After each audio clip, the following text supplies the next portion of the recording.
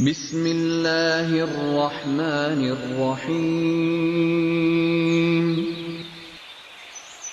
वलक़द यस्सरनल क़ुरआन लिज़्ज़िक्रि फ़हल मिन मुद्दकिर।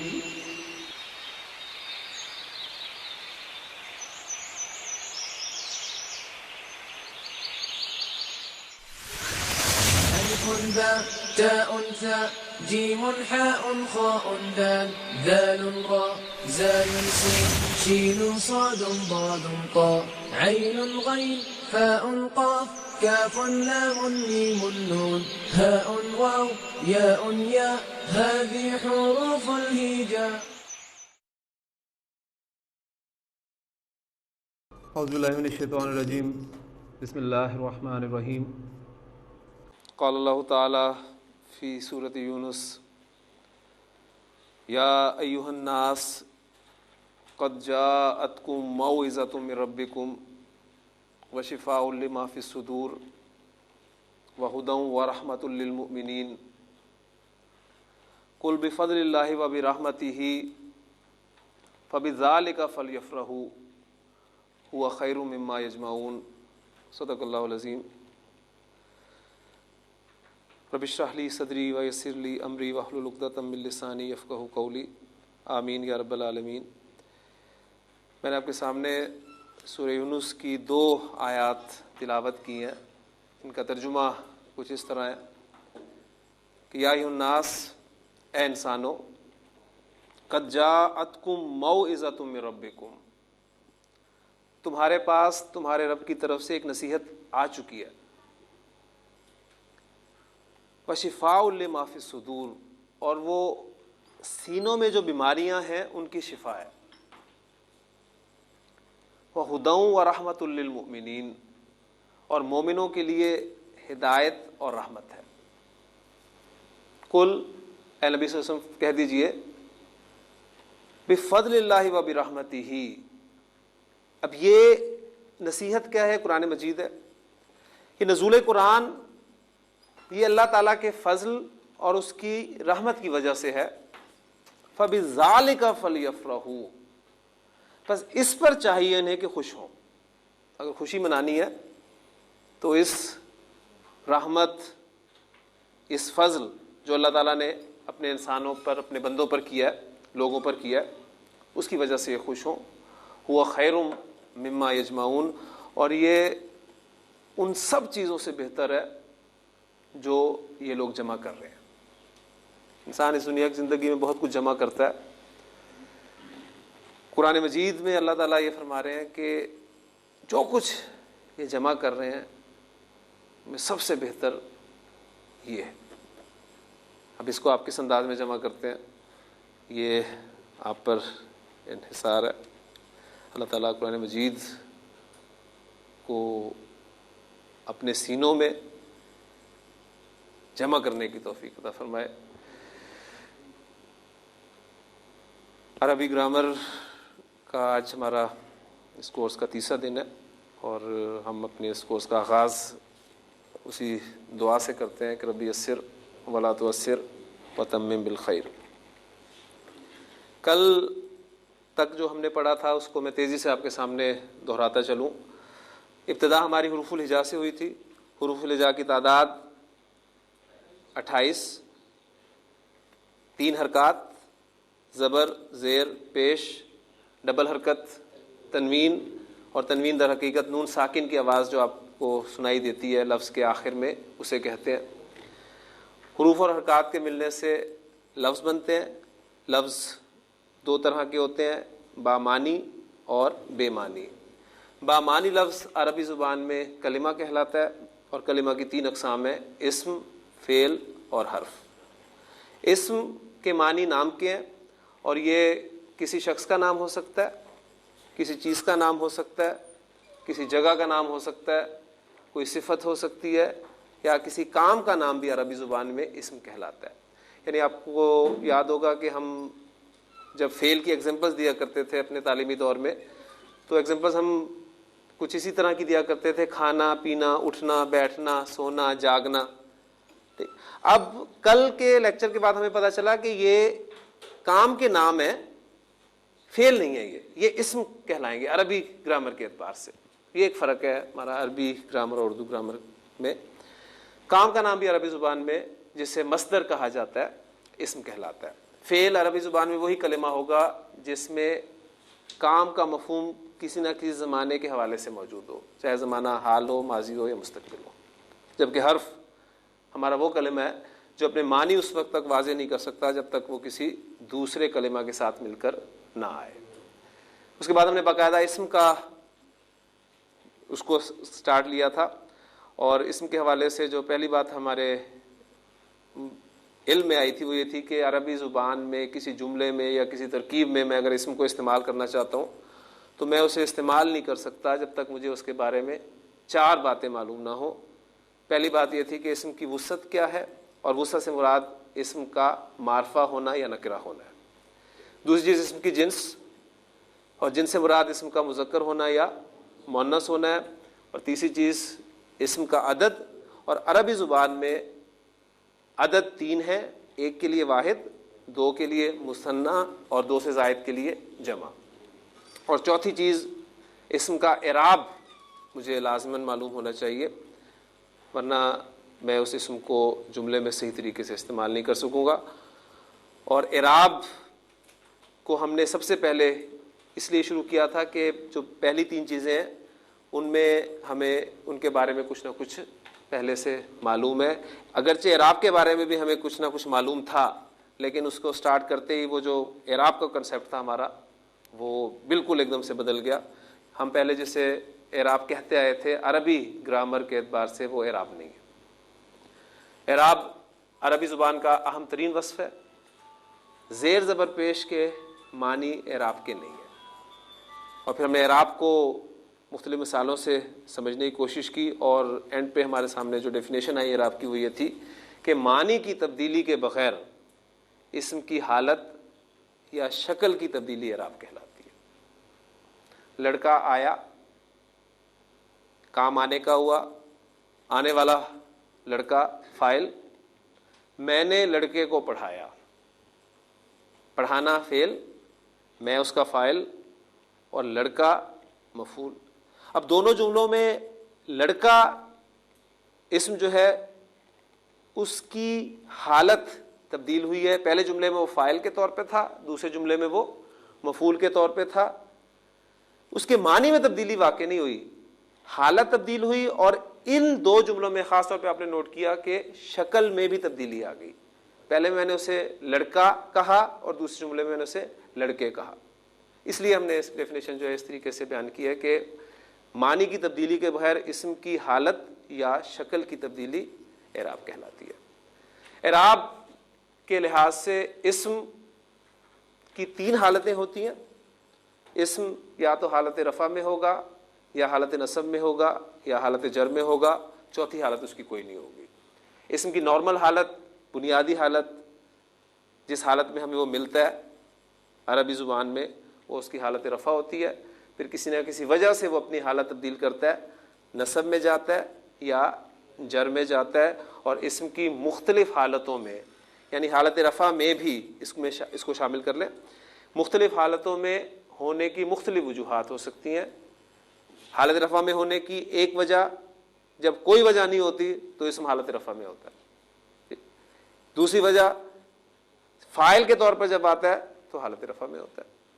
नसब में अभी हमने अगरचे फेल पढ़ा नहीं, लेकिन एक अंदाज़ा हमें हो गया है 2 एग्जाम्पल्स करने के बाद कि जब मफूल के तौर पे हम किसी जुमले में इस्म को इस्तेमाल करना चाहते हैं तो हालत नसब में इस्तेमाल होता है। इसी तरह इंशाअल्लाह ताला आप देखेंगे कि इस्म हालत जर में कब जाता है, क्यों जाता है, ये इंशाअल्लाह ताला हमारे इल्म में आएगा। 3 हालतें इराब के एतबार से, बस आपने ये याद रखना है कि इस्म की 3 हालतें, हालत रफ़ा, हालत नसब और हालत जर होती हैं। अरबी ज़ुबान में 85% अस्मा ऐसे हैं जो तीनों हालतों में 3 शक्लें इख्तियार करते हैं। हालत रफ़ा में उनकी और शक्ल होती है, नसब में और शक्ल होती है, जर में और शक्ल होती है, लेकिन वो शक्ल इतनी ज़्यादा तब्दील नहीं होती कि आप उन्हें पहचान ना सकें। वो तब्दीली जो होती है वो इस्म के आखिरी हिस्से में होती है और ये अस्मा कुल अस्मा का 85% तकरीबन 85% हिस्सा है जो 3 इराबी हालतों में 3 शक्लें इख्तियार करते हैं।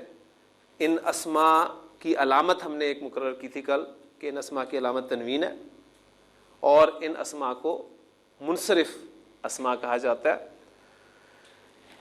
मुनसरिफ अस्मा जब हालत नसब में इस्तेमाल होते हैं तो इनके साथ 2 ज़बर के बाद एक अलिफ का इजाफा ज़रूर होता है। ये चीज़ें हम कल तक हमने पढ़ी थी। मैं मुनसरिफ अस्मा की 2-3 एग्जांपल्स और आपके सामने रख कर फिर इंशाअल्लाह ताला सबक को आगे चलाते हैं। बैतुन, घर, हमारी वोकैबुलरी इंशाअल्लाह ताला इसी तरह बनेगी। जो छोटे छोटे लफ्ज़ आप यहाँ पर बोर्ड पर देखें वही आप याद करें, उन्हीं अल्फाज को हम अपनी मुख्तलिफ एक्सरसाइज में इंशाअल्लाह ताला इस्तेमाल करेंगे। ठीक है, इसी तरह आपकी वोकैबुलरी जो है वो बढ़ सकती है। वैसे कभी भी ऐसा नहीं होता कि इंसान डिक्शनरी खोल के बैठ जाए और अल्फाज याद करना शुरू कर दे। वो इसी तरह पढ़ते पढ़ते जो है मुख्तलिफ अल्फाज जो है वो किसी भी ज़ुबान के सीखते हैं। बैतुन घर के माना में इस्तेमाल होता है और इसकी हालत नसब जो है वो किस तरह लिखेंगे हम? बैतन, अलिफ ज़रूर हमने ऐड करना है क्योंकि ये कायदा है मुनसरिफ अस्मा के साथ, और इसकी हालत जर जो है वो बैतिन। घर की एक और अरबी इस्तेमाल की जाती है दारुन।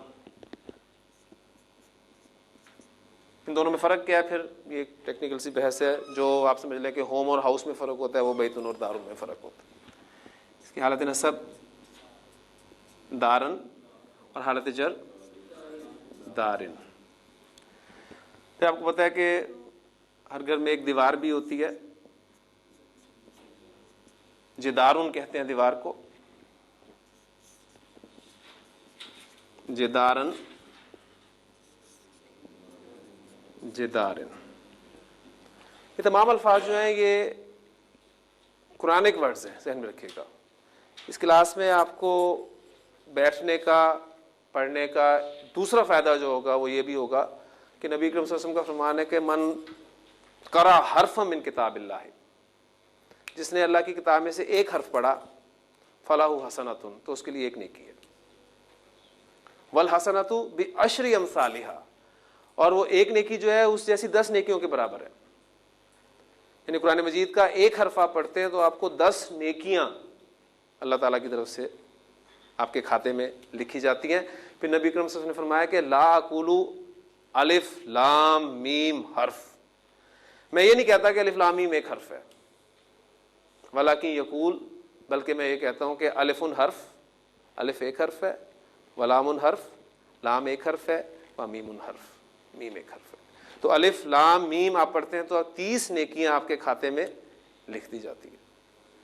तो कभी हिम्मत कीजिएगा, कैलकुलेट कीजिएगा क्लास के इख्तिताम के बाद आप अपने खाते में कितनी नेकियां लेके उठते हैं, क्योंकि ये सब के सब अल्फाज जो हैं ये कुरानिक वर्ड्स हैं। किताब, किताबुन, किताबन, किताबिन। कलमुन, कलमन, कलमिन। ठीक हो, काफ़ी एग्जांपल्स होंगी। आपको कायदा अल्हम्दुलिल्लाह जहन में बैठ चुका है कि ये मुनसरिफ अस्मा की बात हो रही है जिनकी अलामत तनवीन है, और ये अस्मा 3 इराबी हालतों में 3 शक्लें इख्तियार करते हैं, और हालत नसब में 2 ज़बर के बाद इनके साथ एक अलिफ का इजाफा होता है। ये कायदा है, और मैंने आपको पहले दिन भी कहा था और दूसरे दिन भी याद करवाया था कि आप जब भी अरबी ज़ुबान का कोई कायदा पढ़ें तो इस कायदे के लिए एक्सेप्शन की खिड़की जहन में ज़रूर खुली रखिएगा।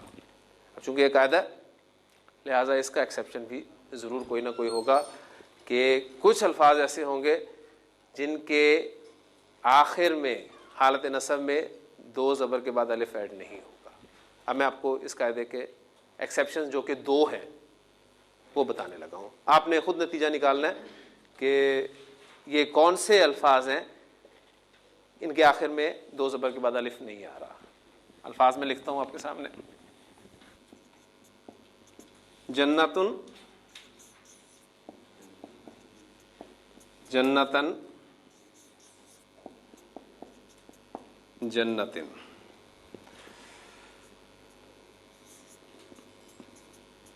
इमराअतुन औरत के लिए लफ्ज इस्तेमाल होता है अरबी जुबान में। इमराअतन, इमराअतिन।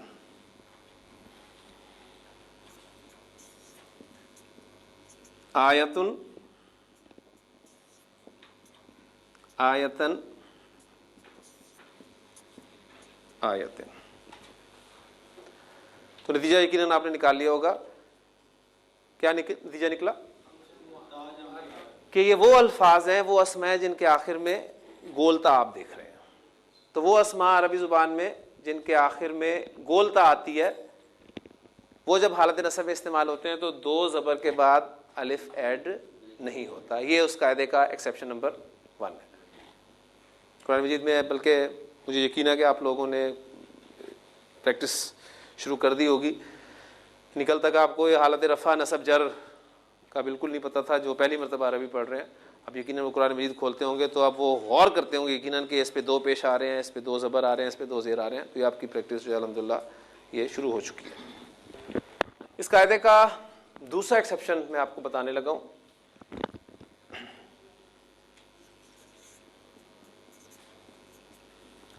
समाउन के माने ही हैं आसमान के। समाअन, समाइन। मैंने हालत नसब में दो ज़बर के बाद अलिफ ऐड नहीं किया। माउन, माअन, माइन, पानी।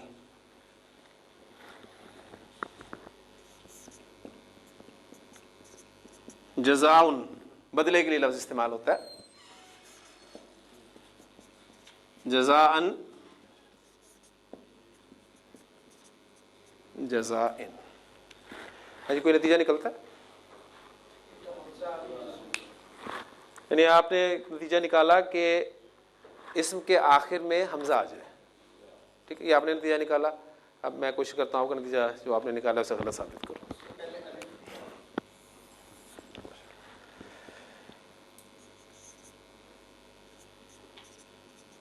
सूउन, बुराई के लिए लफ्ज इस्तेमाल होता है अरबी जुबान में। सूअन, सूइन।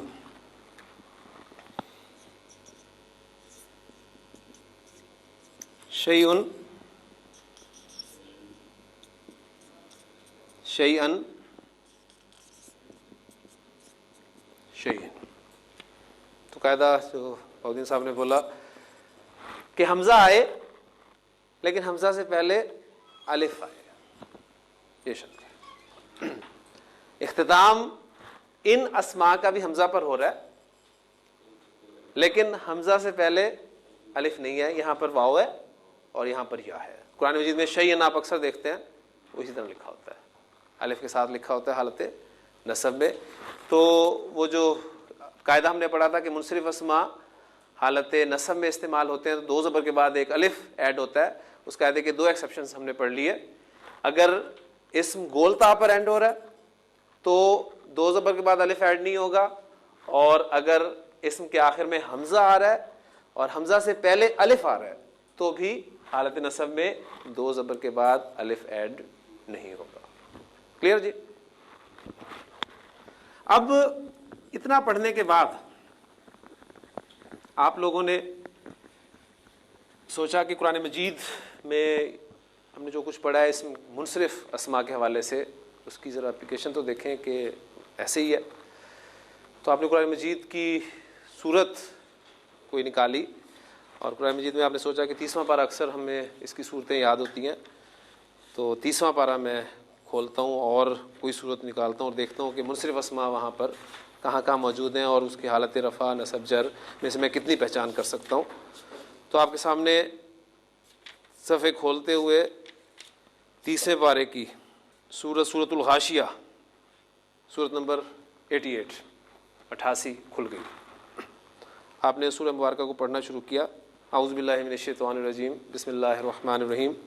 हल अताका हदीसुल गाशिया वुजूहुन यौमइज़िन खाशिया। पहली नज़र आपकी पड़ी लफ्ज़ पर, वुजूहुन पर, फौरी तौर पर पहचान लिया। तनवीन अलामत है मुनसरिफ अस्मा की, कि इसम मुनसरिफ है, और दो पेश मुनसरिफ अस्मा पर कब आते हैं? हालत रफ़ा में आते हैं। फिर हालत नसब में और हालत जर में इनकी क्या शक्ल हो सकती है वो भी आप अल्हम्दुलिल्लाह बना सकते हैं, वजूहन और वजूहिन।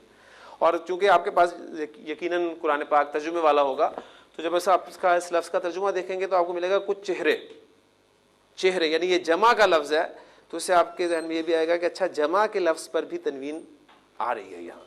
तो ये सारी चीज़ें जो साथ साथ आपने जो है नोट करती जानी है। वजूहुन यौमइज़िन खाशियतुन,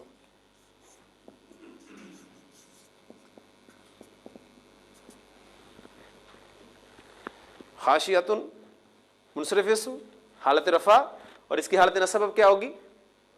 खाशिया तन, अलिफ ऐड होगा? नहीं होगा। और हालत जर क्या होगी? खाशियतिन। वजूहुन यौमइज़िन खाशिया आमिलतुन नासिबत, आमिलतुन नासिबतुन।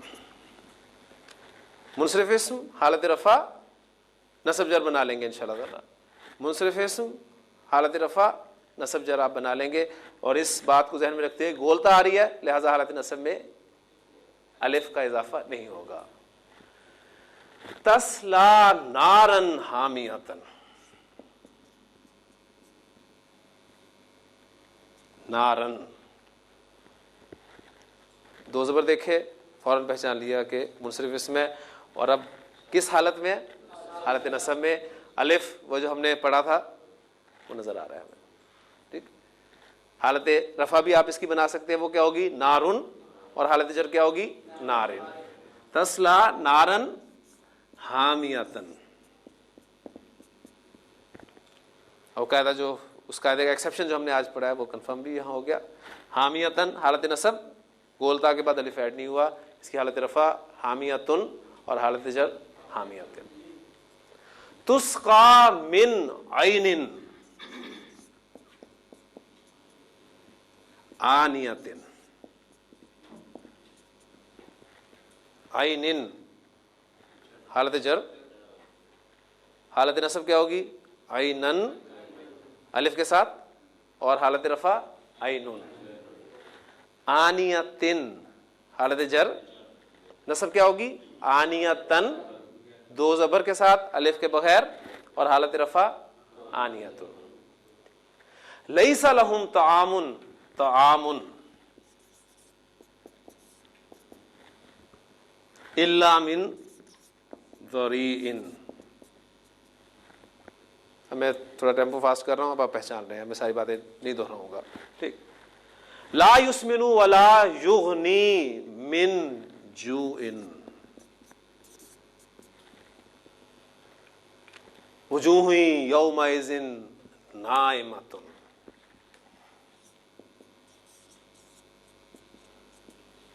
लिसाइहा रादियत।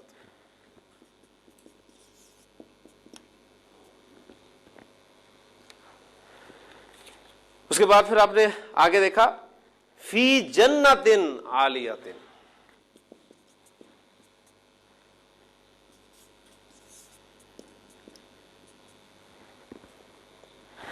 गोलता वाले सारे अल्फाज आपको इस सूरह मुबारक में मिलेंगे। ला तस्माउ फीहा लागियतन, फीहा आइनुन जारियतुन,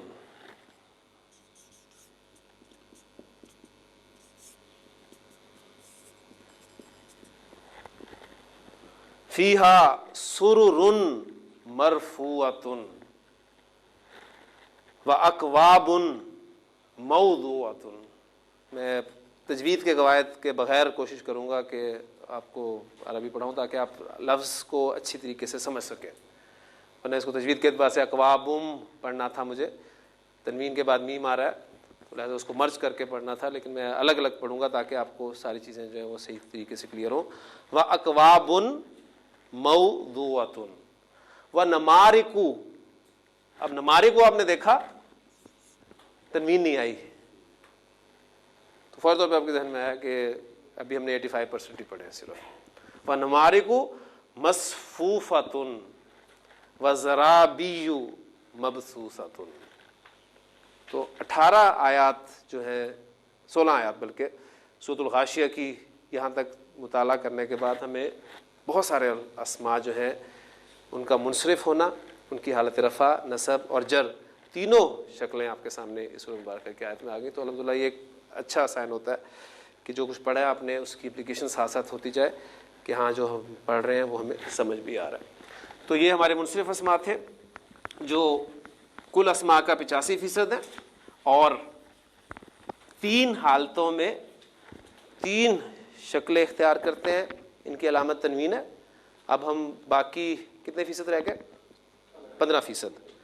15% में से तकरीबन 13% अस्मा ऐसे हैं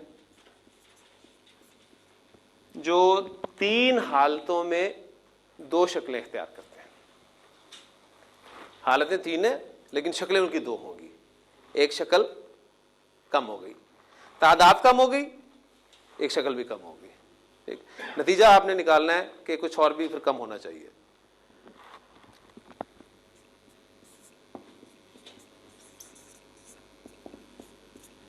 इब्राहिमु, क्या कम हुआ?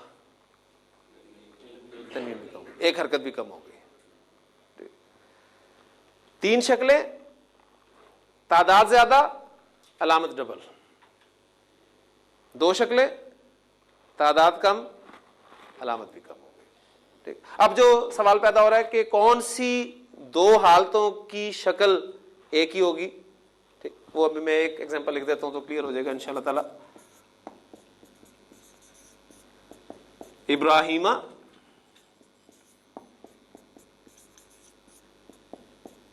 इब्राहिमा, इब्राहिमु, इब्राहिमा, इब्राहिमा। तो हालत नसब और हालत जर ये इनकी एक ही है।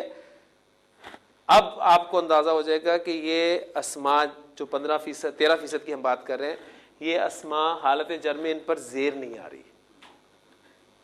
ठीक,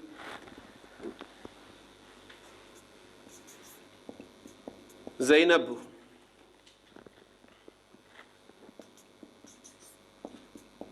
ज़ैनबा, ज़ैनबा। और एक चीज़ आपने और नोट की होगी कि हालत नसब में भी अलिफ, वो जो मुनसिफ अस्मा में आया करता था वो भी नहीं आ रहा, इसलिए कि वो अलिफ जो है वो 2 ज़बर का खासा है। 2 ज़बर होंगे तो वो आएगा। अगर किसी वजह से मुनसिफ इस्म से हमें 2 ज़बर हटानी पड़ जाए, एक रखनी पड़े, वो आगे की बात है, तो वो अलिफ साहब भी गायब हो जाएंगे साथ ही। वो उसी सूरत में आते हैं जब मुनसरिफ इस्म पर 2 ज़बर आती हैं तो वो अलिफ ऐड होगा, वरना वो अलिफ भी गायब हो जाएगा। तो इसमें चूंकि 2 ज़बर वाली बात ही नहीं, लिहाजा वो अलिफ यहाँ से भी गायब है। ज़ैनबु, ज़ैनबा, ज़ैनबा। उसामतु, उसामता, उसामता।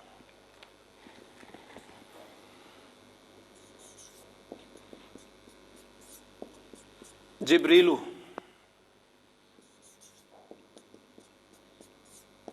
जिब्रीला, जिब्रीला।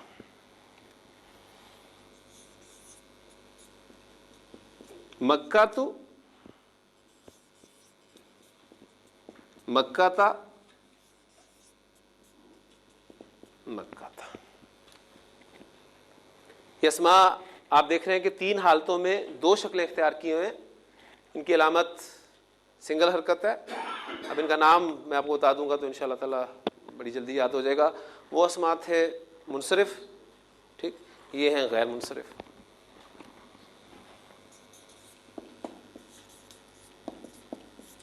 अरबी जुबान में तकरीबन 13% अस्मा ऐसे हैं जो 3 हालतों में 2 शक्लें इख्तियार करते हैं। उन्हें हम गैर मुनसरिफ अस्मा कहते हैं। और इन अस्मा की अलामत जो है वो अकैरी हरकत यानी सिंगल हरकत है। अब सवाल जो ज़हन में पैदा होता है कि कौन कौन से अस्मा हैं जो अरबी ज़ुबान में गैर मुनसरिफ अस्मा इस्तेमाल होते हैं। हमें कैसे पता चलेगा कि ये इसम जो है अरबी ज़ुबान में गैर मुनसरिफ है कि मुनसरिफ है? ठीक, इसके बारे में ध्यान में रखिएगा कि ये अरबी ज़ुबान का इंतहाई पेचीदा और मुश्किल तरीन टॉपिक है, गैर मुनसरिफ अस्मा की पहचान करना। लेकिन चूँकि हम सीख रहे हैं इसलिए मुश्किल तो हमने पैदा करनी नहीं अरबी सीखने में, और वादा मेरा आपसे यही है कि मैंने आपको अरबी पढ़ानी भी उर्दू में। तो आसान अंदाज से हमारे बुज़ुर्गों ने जो हिम्मतें की, मेहनतें की, दिन रात लगाए अरबी कवायद मुरतब करने में, उन्होंने जब अस्मा पर गौर किया तो उन्होंने देखा कि कुछ कैटेगरीज़ हैं अरबी ज़ुबान में जिन्हें अहले ज़ुबान गैर मुनसरिफ इस्म के तौर पर इस्तेमाल करता है। वो कैटेगरीज़ कौन कौन सी हैं वो मैं आपके सामने रखता हूँ, लेकिन बात वही है कि नताइज आप पर छोड़ते हुए नतीजा आपने निकालना है। ठीक, तो कौन किस किस कैटेगरी में अस्मा आते हैं। एक एग्जांपल पहली लिखी हुई आपके सामने, इब्राहिमु, इब्राहिमा, इब्राहिमा। दूसरी एग्जांपल इस्माइलु, हालत नसब क्या होगी इसकी? इस्माइला, इस्माइला। नतीजा निकला अभी। इसहाकु, इसहाका, इसहाका। नतीजा कुछ बना ध्यान में? क्या बना? माशाल्लाह जल्दी आपने निकाले। वरना आमतौर पे इन अस्मा के बाद इंसान जो है वो शायद इस नतीजे पहुंचता है कि बाप बेटों के नाम, क्योंकि असल नतीजा निकालना जो है वही काम होता है। क्योंकि एक मरतबा एक प्रोफेसर साहब जो हैं वो एक मक्खी पर रिसर्च कर रहे थे और उन्होंने मक्खी का एक पर जो है वो तोड़ दिया। उसके बाद उन्होंने उस मक्खी का दूसरा पर भी तोड़ा और फिर उस मक्खी को कहने लगे कि उड़ जा। मक्खी नहीं उड़ी। फिर प्रोफेसर साहब ने यह नतीजा निकाला कि अगर मक्खी के दोनों पर तोड़ दिए जाएं तो मक्खी सुन नहीं सकती। तो ये अंबिया अलैहिस्सलाम के नाम जो हैं गैर मुनसरिफ इस्तेमाल होते हैं। इसमें मज़ीद आप गौर करें तो याकूब अलैहिस्सलाम का नाम याकूबू, हालत नसब और जर आप पे छोड़ो, याकूबा, याकूबा। यूसुफू, यूसुफा, यूसुफा। यूनुसु, यूनुसा, यूनुसा। अय्यूबू, अय्यूबा, अय्यूबा। ठीक हो गया जी। तो पहली कैटेगरी है अंबिया अलैहिमुस्सलाम के अक्सर नाम। जोर किस पे? अक्सर पे। ठीक, वैसे हमें गुंजाइश निकल आती है कि कायदा है कि अंबिया अलैहिमुस्सलाम के नाम गैर मुनसरिफ इस्तेमाल होते हैं। Exception is there. एक्सेप्शन आपके सामने फौरी तौर पे कुछ नाम आगे होंगे जहन में। इस कायदे की एक्सेप्शन जो है वो मैं आपके सामने अब लिख रहा हूँ। हज़रत नूह अलैहिस्सलाम का नाम नूहुन, नूहन, नूहिन। इन्ना अरसलना नूहन इला कौमिही, यकीनन हमने नूह अलैहिस्सलाम को उनकी कौम की तरफ भेजा। तो ये तनवीन आ गई तो मुनसरिफ इसमें। हज़रत लूत अलैहिस्सलाम, लूतुन, लूतन, लूतन। हज़रत हूद अलैहिस्सलाम, हूदुन, हूदन, हूदिन। हज़रत सालेह अलैहिस्सलाम, सालेहुन, सालेहन, सालेहिन। हज़रत शुएब अलैहिस्सलाम,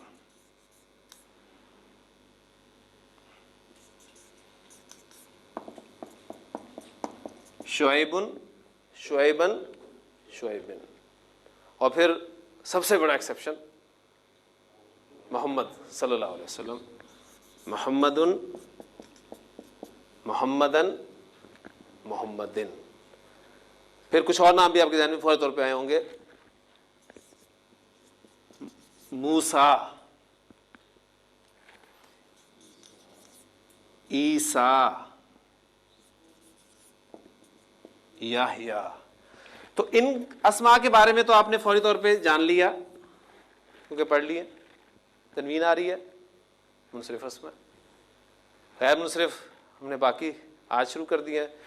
तो ये ना मुनसरिफ है ना गैर मुनसरिफ है। नतीजा क्या निकला कि अभी हमने 2% पढ़ने हैं। ठीक, तो ये डेफिनेटली उस कैटेगरी में आएंगे। तो अंबिया अलैहिस्सलाम के अक्सर नाम जो है अरबी ज़ुबान में गैर मुनसरिफ इस्तेमाल होते हैं। ये हमारी पहली कैटेगरी। दूसरी कैटेगरी आयशा, आयशता, आयशता।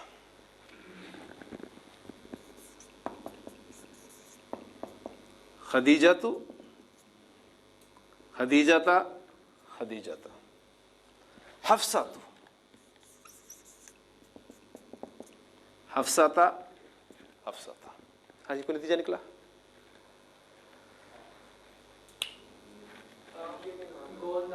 गोलदा पर खत्म होने वाला।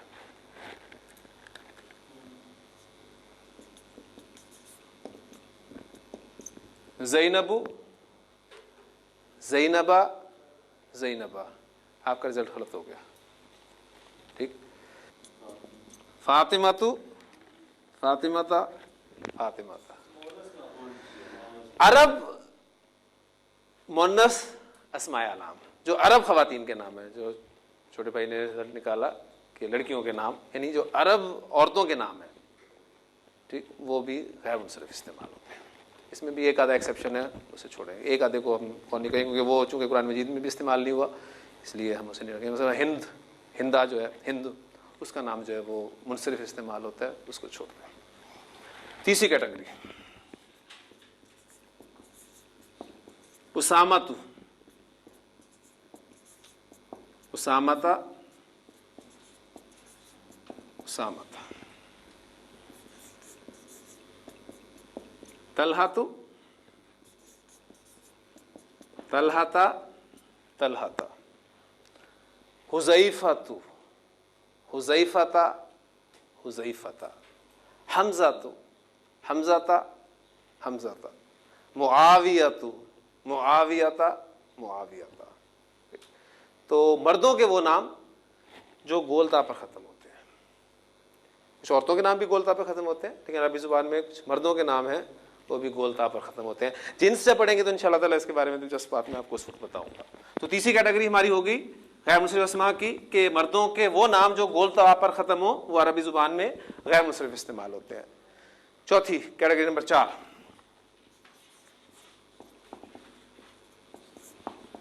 उस्मानु, उस्माना,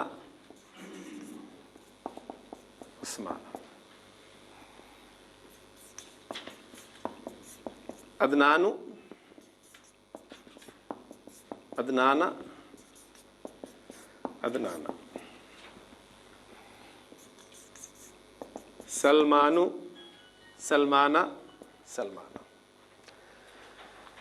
तो मर्दों के वो नाम जो अलिफ नून पर ख़त्म हो रहे हैं वो भी आपको गैर मुनसरिफ मिलेंगे। इसमें सुलेमान का नाम भी आ सकता है अलैहिस्सलाम का, लेकिन वो चूँकि अंबिया अलैहिस्सलाम में आ जाएगा, ठीक, तो उसे हम वहाँ रख लेते हैं। ये मर्दों के वो नाम जो अलिफ नून पर ख़त्म होते हैं, ये कैटेगरी हो गया।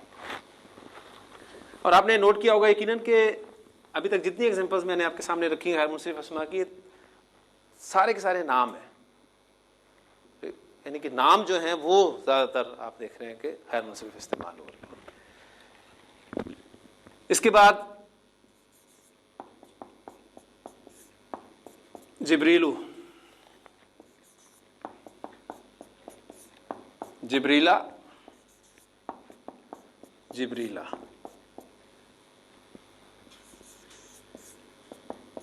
मीकालू, जिसे हम मिकाइल कहते हैं, तो कुरान मजीद में इसे मिकालू प्रोनाउंसिएशन के साथ जो है लिखा गया और अदा किया गया। मिकालू,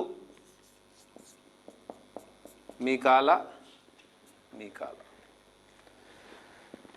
इसराफीलू, इसराफीला, इसराफीला। और सबसे खतरनाक रिश्ते वो कौन है? इज़राइलू, इज़राइला, इज़राइला। इसके अलावा 2 फरिश्तों के नाम मुझे और आते हैं जो कुरान मजीद में, बाकियों से वाक़फ़ियत नहीं है। हारूतु, हारूता, हारूता, मारूतु, मारूता, मारूता। तो रिजल्ट निकला कि फरिश्तों के नाम अरबी ज़ुबान में गैर मुनसरिफ इस्तेमाल होते हैं।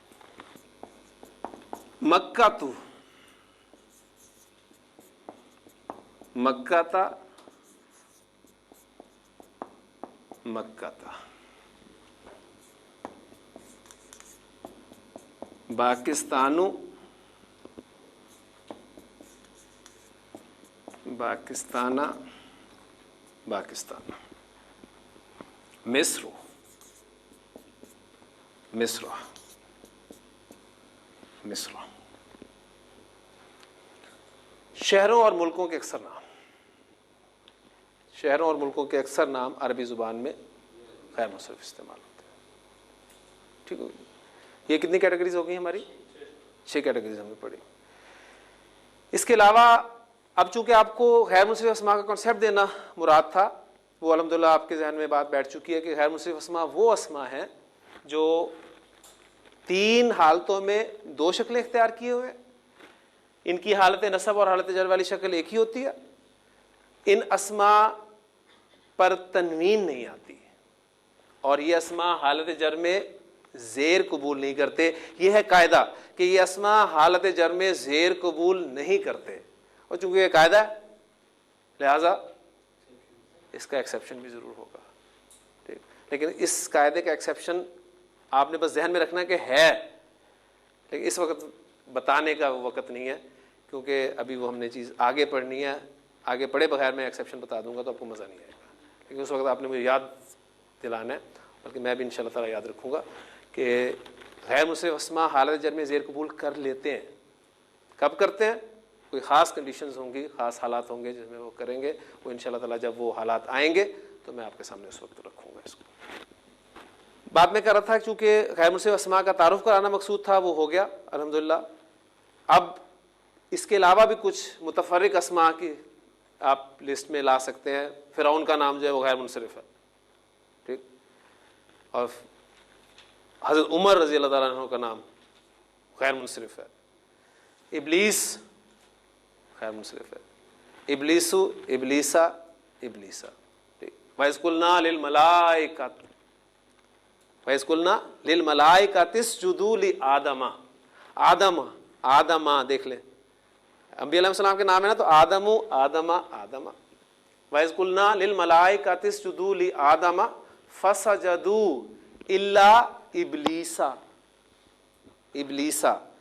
या तो आपके अभी तक इल्म के मुताबिक वो हालत नसब इस्तेमाल हुई है या जर इस्तेमाल हुई है, हुई कौन सी है ये अभी आपको नहीं पता, ठीक, क्योंकि एक लेवल होता है, आपको फॉर्म्स याद कराई जाती हैं आप छोटे लेवल पर कि जी ये आपकी वर्ब है हेल्प, ये फर्स्ट फॉर्म है, इसकी दूसरी फॉर्म है हेल्प्ड और तीसरी फॉर्म भी हेल्प्ड है, ठीक।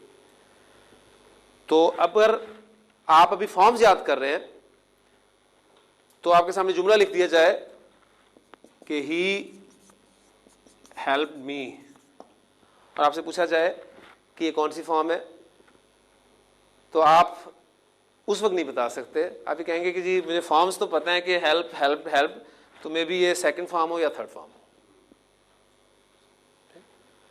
लेकिन जो आप जुमले बनाने शुरू कर देते हैं, टेंसेस आपको आने शुरू हो जाते हैं, फिर आप बताएंगे कि जी ये सेकंड फॉर्म है, ठीक। और यहाँ भी आप इंशाल्लाह ताला बता सकते हैं ही वॉज हेल्प्ड बाई मी, यहाँ हेल्प जो है वो थर्ड फॉर्म है। तो इंशाल्लाह अभी हम पहचान कर रहे हैं, ध्यान रखिए, पहचान करने के बाद इंशाल्लाह ताला चीज़ें आपको आसानी से पता होनी शुरू हो जाएगी। फिर अरबी ज़ुबान में आसानी के लिए मैं इंशाल्लाह ताला ये करूँगा कि अब आगे जो भी गैर मुनसरिफ अस्मा की कैटेगरीज कोई और मजीद आएंगी तो मैं सिर्फ आपको बता दिया करूँगा कि ये इसम जो है वो गैर मुनसरिफ है। आपके लिए इतना ही काफ़ी है। आपने बस गैर मुनसरिफ अस्मा के हवाले से बात हमें रखनी है कि इनकी दोनों हालतें, जो मजीद हालतें हैं नसब और जर, वो आपको बनानी आनी चाहिए कि वो आपने ज़बर के साथ ही लिखनी है और उस पर ज़ेर नहीं लगानी, इल्ला ये कि आप आगे मज़ीद कवायद पढ़ें, जैसे कि सूरह हाशिया की आयत में आया था कि फ़ीहा सुरुरुम मरफ़ूअतुन व अकवाबु मौदूअतुन व नमारिकु मसफूफ़तुन। अब नमारिकु ये गैर मुसरिफ इसम है, इसकी हालत नसब और जर आपको बनानी नहीं चाहिए, बस आपका ये काम है फ़िलहाल। नमारिका ज़राबीयु गैर मुसरिफ इसम है, ज़राबिया ये आपका काम है। तो जी 13% अस्मा भी हो गए। मैं चाहता हूँ कि आज हम एराब का टॉपिक अल्लाह की तौफीक से ख़त्म कर दें, हमारे पास अभी 3 मिनट हैं। और जूँ हमारे अस्मा की कैटेगरीज कम हो रही हैं, आप देख रहे हैं कि तादाद ज़्यादा थी 85%, शक्लें ज़्यादा थीं, अलामत डबल थी। दूसरी कैटेगरी पर आए, तादाद कम हो गई, शक्लें कम हो गई, अलामत कम हो गई। अब तीसरी कैटेगरी कितनी बचती है, कितने फीसद बचते हैं? 2% अस्मा। तो रिजल्ट्स माशाल्लाह आप तेज़ हैं काफ़ी निकालने वाले। अब तादाद कम हुई है तो क्या क्या कम होगा? शक्ल भी कम हो जाएगी मजीद। पहले 3 थी, फिर 2 हुई, अब क्या होगा? अब 1 ही रह जाएगी। ठीक। और अलामत पहले डबल थी, फिर 1 हुई, अब कोई भी नहीं होगी। हाजा हालत नसब वजह लिखने की जरूरत है। ठीक। हाजा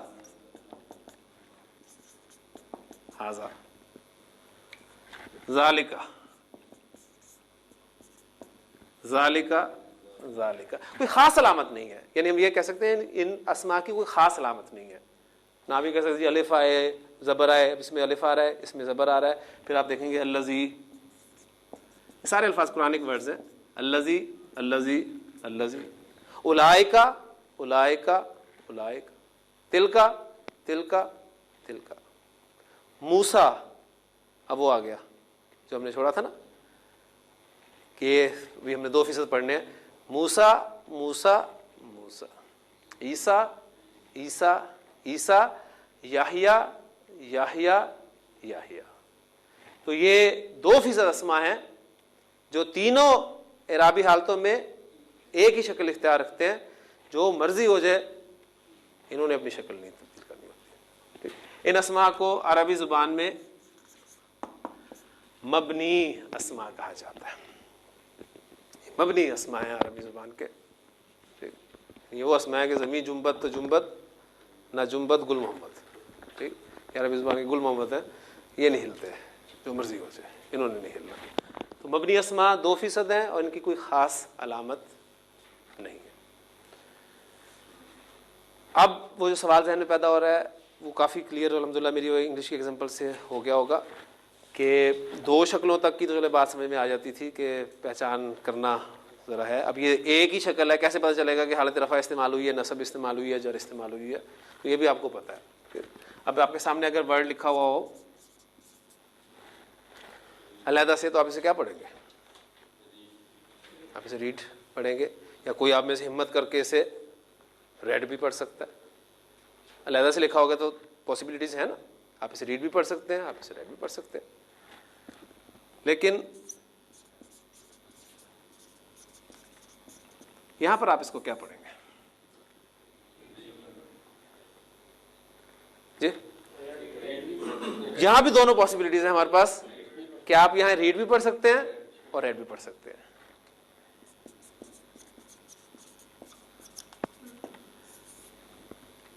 यहां पर आप इसे रीड नहीं पढ़ सकते, ठीक है? यहां पर आप इसे रेड ही पढ़ेंगे। अब ये चीजें आपको कैसे पता चली? आप सीख के आए थे कहीं से, आपने टाइम लगाया, ठीक, अंग्रेजी सीखी, वो अलग बात है कि अभी तक नहीं आई। तो इतना टाइम अगर हम अरबी को दें, काश, ठीक, तो पता नहीं हमें अरबी कितनी आ जाए। अल्लाह ताला से दुआ है कि अल्लाह ताला हमें इस ज़ुबान जो कि कुरान मजीद की ज़ुबान है, नबी कसम का फरमान है कि अरबी से मोहब्बत करो 3 वजूहात की बिना पर। इसलिए कि मैं अरब हूँ, नंबर 2 अल्लाह का कलाम अरबी ज़ुबान में नाजिल हुआ है, नंबर 3 अहले जन्नत की ज़ुबान अरबी। तो अरबी ज़ुबान से मोहब्बत करें। कोशिश तो ये हो रही है कि अरबी को आहिस्ता आहिस्ता निकाल दिया जाए, और वो निकाल भी चुके हैं। सिलेबस गायब, या अगर रखा भी है सिलेबस तो इतना मुश्किल है कि बच्चे कहते हैं कि सबसे नापसंदीदा सब्जेक्ट बच्चों का, अगर आप पूछें उनसे कि सबसे मुश्किल और बुरा सब्जेक्ट कौन सा लगता है, तो कहते हैं अरबी। तो अल्लाह ताला से दुआ करें इस काम में आगे आएँ, खुद भी सीखें अरबी, और अरबी को आसान तरीन बनाकर दूसरों को सिखाने की भी कोशिश करें। अल्लाह ताला अमल की तौफीक अता फरमाए। सुब्हानकल्लाहुम्मा व बिहम्दिका नशहदु अल्ला इलाहा इल्ला अंता नस्तगफिरुका व नतूबु इलैक।